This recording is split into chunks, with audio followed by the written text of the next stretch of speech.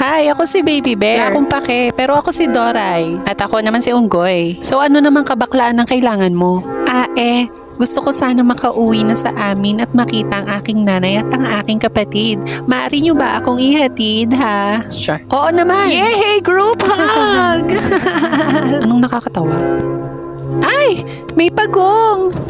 Mukhang hindi sila makaalis kasi hindi niya magising yung anak niyang tatanga-tanga. Tulungan natin gisingin ang kanyang anak. Isigaw natin na malakas. Gising pagong!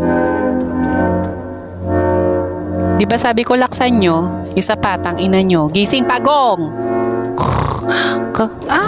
Ayan, nagising na ang puta. Tara na!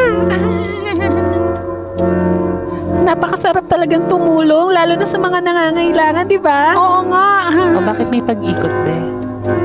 Yay! Saan kaya ang daan papunta sa bahay ng lintik na Baby Bear na ito? Pag pinili mo ang pula, ibig sabihin tanga ka.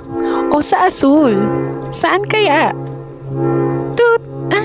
Tama! Sa asul! Tara na, ihatid na natin ang mukhang unggoy na bear na ito. Oo nga, mas mukha pa siyang unggoy kesa sa akin.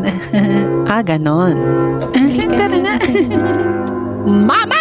Mama! Andito na ako! Anak! Napabuka ka na ako eh. Saan ba ikaw galing? Ma, nagdala ako ng kakainin natin mamaya sa dinner Hindi nila tayo naiintindihan kaya okay lang mag-usap tayo. Ay, mukhang malasa nga ang batang ito eh. Pati ang unggoy pwedeng adobohin. Bitch, what are you saying? Yeah, dude, what's up? Halika na, ma. Siya, ihanda mo na ang talyasi at ako naman gagayat. Oh my gosh, let's go.